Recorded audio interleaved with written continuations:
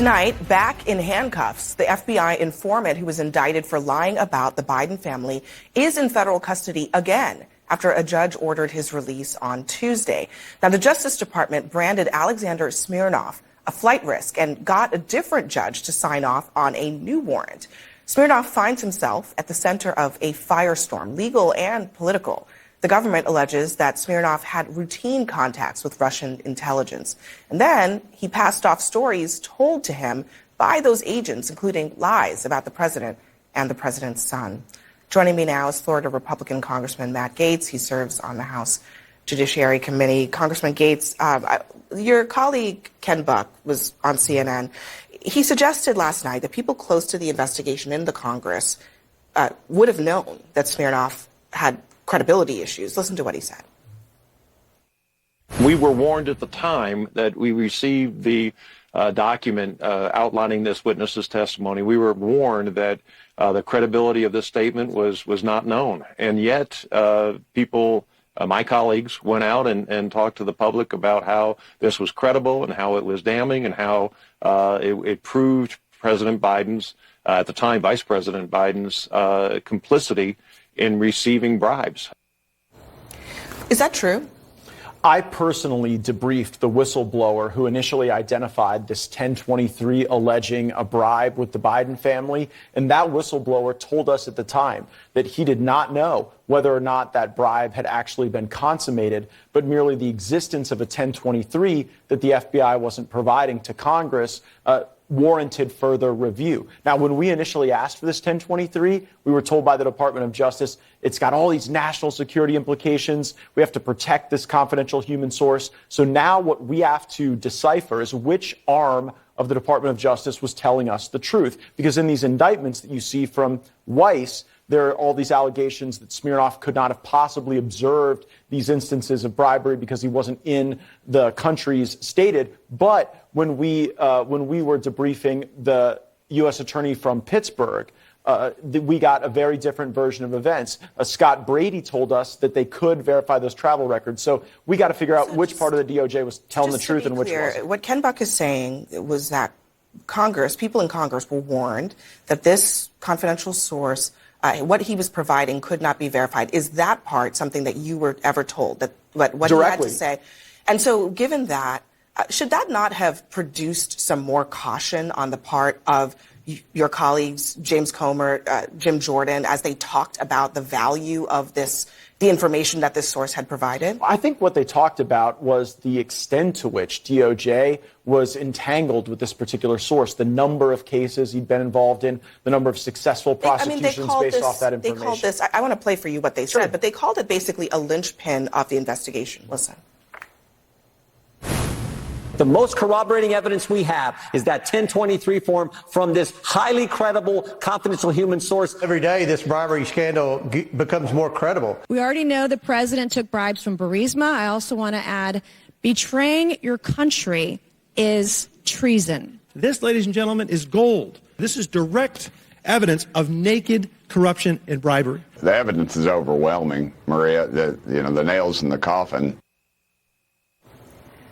Was that irresponsible? A few of those characterizations might have been a little oversauced, but I do think that the bribery can also go to a family member, right? The reason I think it's still bribery, though, Abby, is because if you want to bribe a 75-year-old man, you pay their kids. But here's the thing. You just acknowledged there's actually no evidence of bribery when it comes to what this confidential source had. I did not acknowledge that. You acknowledged that there's no proof. There's reports of bribery, but there's actually no proof of bribery actually being consummated. I think that when you pay someone's family member in order to influence their decision, that is a bribe. Now, I recognize that that's probably not a view of bribery that's going to lead to an impeachment in the House. But yeah, how do you think you bribe old people? You pay their kids and their family members. I mean, you can, in your mind, think about it however you want, but from a constitutional and even from a legal perspective, that's Well, I don't think so. I think you should read the Foreign Corrupt Practices Act I just want to ask you, though. You know that in the Foreign Corrupt Practices Act, payment to a family member can constitute a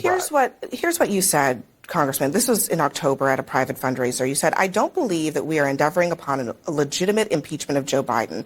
They're trying to engage in a forever war of impeachment. And like so many of our forever wars, it will drag on forever and end in a bloody draw. Honestly, it seems like maybe you were right the first time. When you've heard me speak about issues important to me, I haven't led with impeachment. I talk about the budget and single subject spending bills and term limits and things like that. Your colleagues, given that, according to Jim Jordan, this was the most corroborating piece of evidence that they had, should they drop this impeachment at this point? I disagree with Jordan that this is what's most corroborating. I think what's most corroborating are the payments to Hunter Biden and Frank Biden and James Biden. Like, I was deposing James Biden, and the way that they took money from the Chinese government would make your skin crawl. Now, that's admittedly James Biden, not Joe Biden, but I do believe when these foreign governments are loading up the entire Biden family apparatus with cash, they're not doing so to extract some sort of skill or service from these ne'er-do-well Bidens. They're doing it to influence Joe Biden. Everything that you've described is an inference. It's basically saying, well, it must be, but there's actually you haven't actually given any proof of what you're alleging. Okay, but so Abby, why do you think Burisma was paying Hunter Biden? Do you think they were paying him to figure out where to go buy crack in L.A.? In the absence they were paying him because he had access to in the absence of actual proof, but that just is as true. You said earlier, is this impeachment inquiry even going anywhere if you cannot provide enough evidence? Jonathan Turley, a conservative lawyer, he was brought before the committee to testify about this. He said there's not enough evidence to support articles of impeachment against Joe Biden. Yeah, when Jonathan Turley said that, we should have asked Jamal Bowman to pull a fire alarm. It was a devastating moment for House Republicans.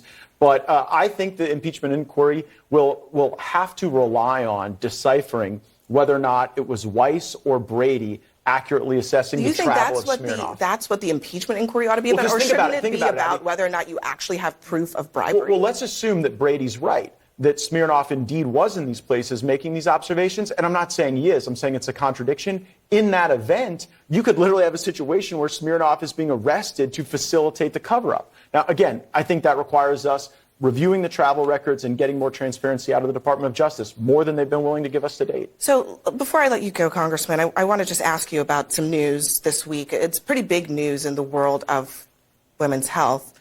Alabama Supreme Court ruling that frozen embryos are considered to be children. Do you think that they got that ruling right?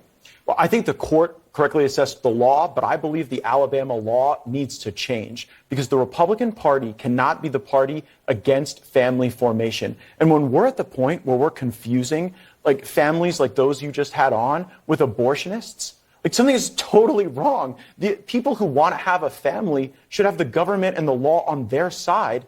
And the notion that discarded embryos in IVF somehow turn these people who want children and want families and want the American dream into criminals is really wrong. So for those in the Republican Party and the pro-life movement, as they describe themselves, who say that this is necessarily the next frontier, they're wrong. Pro-life means being pro-IVF. And I've worked side by side with progressive Democrats like Sarah Jacobs to make sure that our military members can have access to IVF in the event of deployment or other challenges to family formation. So you're always going to find me on the side of family formation, not against family formation. I believe the Alabama legislature ought to amend their law so that IVF can occur safely in the Yellowhammer State. All right, Congressman Matt Gaetz, thank you very much for joining us. We appreciate you being here tonight.